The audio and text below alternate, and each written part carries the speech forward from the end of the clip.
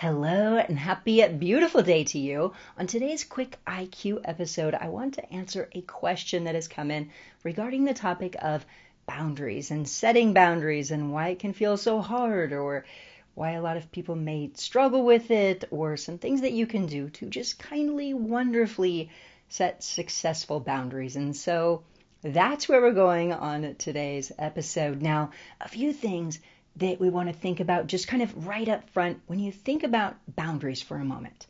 If you think about two countries that are bordering countries, like let's think about Portugal and Spain, who have a very, very harmonious border. And so when you think about the border, they don't feel like they need to defend it all the time. It's not feeling like it needs to be protected or defensive. Instead, it's really harmonious. And that's the way you'll want to really think about boundaries, that your ultimate goal is to create that just mutual respect and understanding that maybe two countries have two different rules, like what is the speed limit in one, what is the drinking age in another, or whatever that is, different licenses, different laws, and yet they can respect each other's harmoniously without an issue. And that's the way that I want to invite you to think about that, because one thing that comes up a lot is that people will think about boundaries and they feel like they've got to set a boundary and they've got to defend it. And what happens is that ultimately they're creating boundaries from that place, from a place of frustration, from a place of hurt, of upset, of feeling violated, of whatever that is. And so that's the energy around it. Instead of just saying, what would a harmonious border, what would a harmonious boundary look like? And so that's one insight that I want to share with you, is exactly that, is when you think about that, think about what does it look like if it's just mutual respect, if there's boundaries and they're just being respected. Because of course, if you're here, you know your thoughts help create your life, right? And so if you're picturing, I have to set up boundaries, and that's what you're picturing and that's what you're feeling, then a lot of times that's how they keep feeling, is not a harmonious border, harmonious boundary, but instead a very conflicted one, because that's the energy that it keeps coming from. So that's one insight. Now, another insight is this, is that so often when people want to communicate their boundaries or their borders or whatnot, they do so from a place of frustration. So they're like, oh, don't do this anymore. Or, it's a feeling of frustration instead of really getting clear about what it is they want and clearly communicating that. Because let's be honest, we're all different, and so we all have different boundaries or different borders of what we want. And so a kind way to say something is, hey, by the way, hey, can you not do that anymore? Or something like that. But doing so, you could say, hey, could you not do that anymore? Instead, if you need something, can you just let me know ahead of time? Or can you make sure to tell me a day or two in advance, just so I have time to really get it together and take care, or something like that, to where you're communicating both maybe what not to do, but also what to do from now on. So people might say something, an example, somebody might say, don't tell me things last minute, it's stressful. Instead, they could say, hey, the last minute things are a bit stressful. From now on, could you make a point, if you could give me like a day or two in advance, that would be really helpful. That's what I really need. So it's communicating the new way of being, the boundaries, but doing it also in a nice way. So there's communication around it, clear communication of what not to do and also what to do, and also not in a rude or combative or frustrated way. Because if you're doing so from a place of frustration, then a lot of times it just perpetuates the problem, energetically perpetuates it, but also it's not clearly communicated. Because if you're frustrated at somebody, then a lot of times they might do what? They might be defensive. Well, I only could do that, or so it doesn't come out as clear communication. It can come out as defensiveness. It can come out as hurt feelings, and it doesn't really establish a new ongoing border or boundary. And so that's another insight. And also consistency is as well. And so often people will feel a sense of frustration because they're not really communicate. They feel like their boundaries aren't being listened to, but they're not really consistent with it.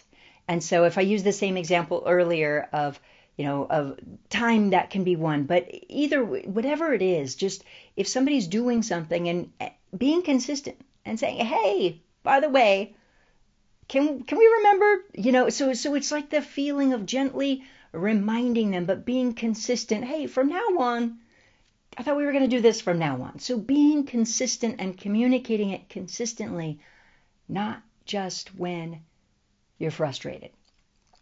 That is a huge thing. And so part of the reason this is coming up is because so often during the holidays, people will feel a sense of feeling like their boundaries are being violated, but they're also not communicating them. So then they end up feeling stretched or overwhelmed, or like things are unfair, or that nobody's listening, etc. And so really looking at what do you need and how can you kindly communicate that, and doing so in a way that's really helpful. Because sometimes what can also happen is a person, as soon as they get reactive, they get less respect instead of more respect. And so maybe if you're doing that in your life where you're feeling really reactive, making sure you're not going into the reactive state, but instead communicating clearly, kindly, and doing so to the best of your ability, like in a really kind, clear manner. It goes a long way. Now, the other insight is, of course, going on the inside, because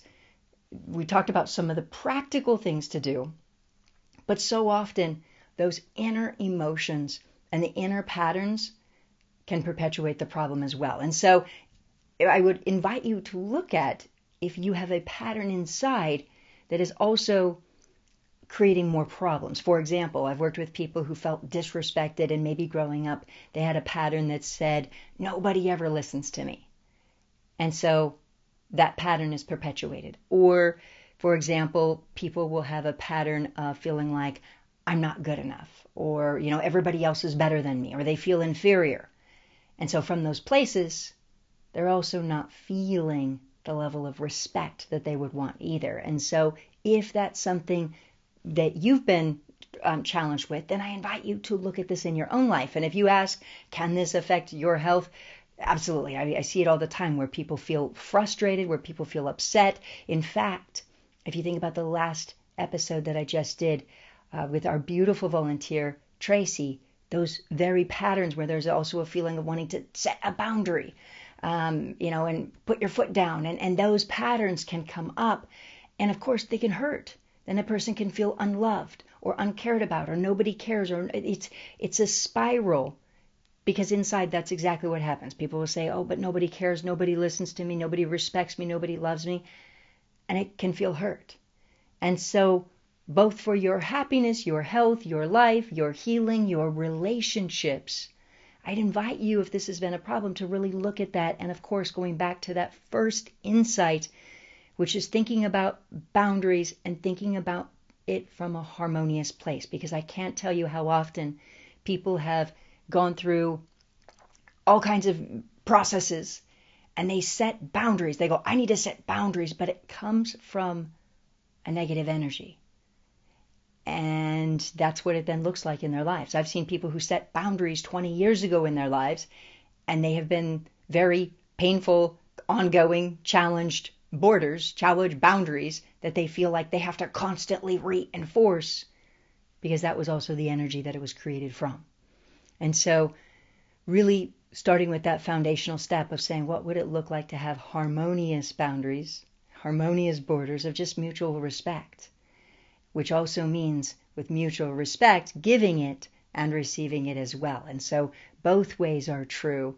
And from that place, they go so much further. I can tell you, I've worked with people who had issues with boundaries and not feeling heard and not feeling respected. And when they just really clearly communicated what they wanted and did so from a place of kindness and even a bit of humor or banter or playfulness, but just a flow and a communication, just a really kind communication, that it worked so well. And so it may seem so small, but if you think about it for a moment, if somebody tells you, hey, do this, compared to, hey, from now on, would you be able to do that? Like, it's just such a different energy. And we as human beings, if somebody asks us to do something in a nice way, it's so much easier to want to do, right? But so often when people have boundaries, they want to communicate it, they're doing it from a place of hurt or frustration or upset or overwhelm or whatever it is, that it can inadvertently feel attacking to the other person or condescending or defensive or whatever it is. And so it just doesn't go well on each side. And so just food for thought, just because this question keeps coming in. And so I just wanted to really answer that. And of course, if you have any other questions that you'd like me to answer on these IQ episodes, definitely send them in. And on that note, I wish you and your families a wonderful, wonderful day. And please do, as always, please do take just a quick moment to hit the share button on this. Share it with somebody you love, somebody you care about, or somebody you don't even know. Because the more that every single person feels healthy and happy and loved and loving, the better this world is for all of us. And also on that note, if you are somebody who is new or who would like a deeper understanding of how mind-body healing works, there's also a link for a free training in the show notes. And so you can come click on that and explore even more about how mind-body healing works. So that said, it has been such a pleasure connecting with you, and I look forward to connecting with you on the next episode. We'll see you there.